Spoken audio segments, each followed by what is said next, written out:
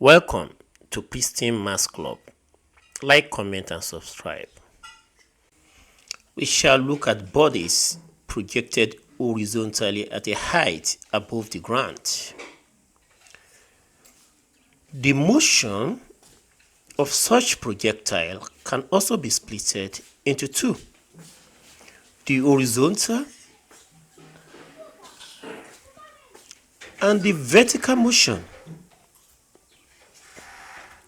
Okay, let us look at this motion. Okay, a body is projected from the up there. Okay, it landed.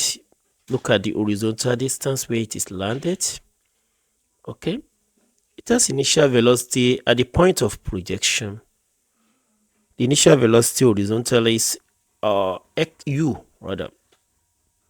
Okay, and from where it is projected upward to where it landed is a range. The range is called horizontal distance, and from the height h where it is projected to the ground. Now we have horizontal motion and we have the vertical motion. As I said earlier, that the motion will be split into two when it's projected horizontally, okay, from a height. Okay, let's look at this now. The horizontal motion there, we have the range there, which is the horizontal distance. Okay, and the horizontal distance is equals to the range. Okay, which is r there. Okay, our r now is equals to the initial velocity times the time it takes to reach the ground. That's the velocity of projection times the time it takes to reach the ground. Okay, that is range. Okay, for you to get this clearly, you know that the speed is equals to distance over time, and your distance is like your range. Your speed is equals to initial velocity. When you cross multiply, you will realize that the range will be equals to the initial velocity times time, ut, and that's exactly what we got there. Okay, let's look at the vertical motion there. Okay, if a body is projected, and sorry, is falling down rather. Okay, it has the velocity to be increasing, because at the point you throw it, the velocity, initial velocity is 0. So as it's falling down, the velocity continue to increase. So as at the time it's about to reach the ground, it has a maximum velocity, and that's the final velocity. So the final velocity. So we are using the formula to get the time now. Using the formula s is equals to ut plus half at square. We want to get the time it takes to reach the ground, okay, when it's falling down. Our acceleration is equals to g, acceleration due to gravity, and s is equals to h there. The initial velocity is 0 in this instance when it is falling down, and our acceleration is equals to g is constant there. Okay, so we have the h is equals to gt squared over 2, and from this place we can say that gt squared is equals to 2h when we cross multiply.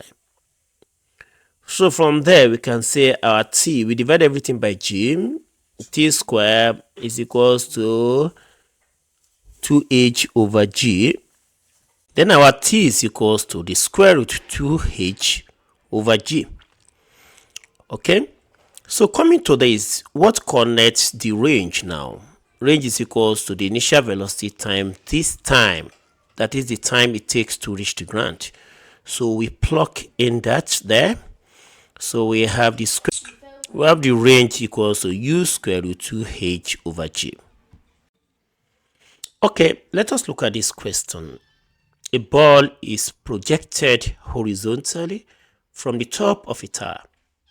Neglecting air resistance, which of the following statements about its motion is or are correct? Okay, vertical acceleration on the ball decreases as it falls. Okay, let us consider the ball that is falling down in the first instance. We have a ball there is falling down. Okay, this is the vertical motion of this. The acceleration is equals to A is equals to acceleration due to gravity, and it's constant. Okay, which is 10 meter per second square or 9.8 meter per second square. Okay, so since it's decreasing, the rate is decreasing, so it can't be the answer. As it's falling down, the acceleration is constant because it's acceleration due to gravity. So vertical acceleration on the ball decreases as it falls. That can be the answer because it's constant. Let us look at the second one. The vertical force on the ball remain constant. Okay, the force now is equal to mg, and the g is constant there. Okay, and the m is also constant as well. So definitely the vertical force on the ball will be constant as well.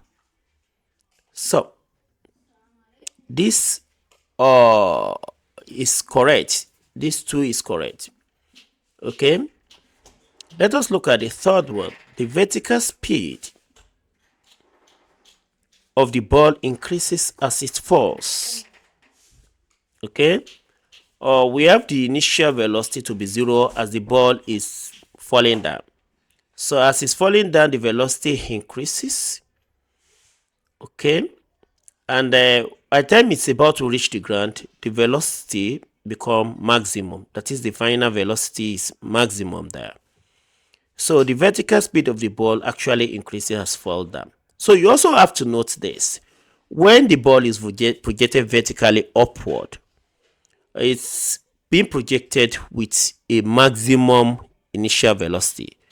So as it's moving up, the velocity decreases, and as get to the maximum height there, the final velocity will be equals to 0. So it's no more moving.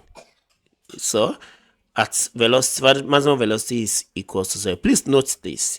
So the vertical speed of the ball actually increases when it falls, but initial velocity decreases when it's moving vertically upward. Okay, let's look at another question here. A ball is projected horizontally from the top of building with a velocity of 10 meters per second. So we have the u to be 10 meters per second, and the height is 45 meters. Okay, so the initial velocity is 10 meters per second rather than. So we'll write it down. So u is equal to 10 meters per second. Okay, and you have the height of the building to be equal to 45 meters. Okay, so we have the time is equal to square root 2h over g. That's when it is projected. So we plug in all the values there. 2 times 45 over 10. So at the end of the day, we have the t to be equals to square root of 90 over 10. So it will give you t is equals to square root of 9, t is equals to 3 seconds. Okay, now we get, that's for number 1, Roman figure 1. Roman figure 2, the distance of ball from building after hitting the ground, and that is horizontal distance.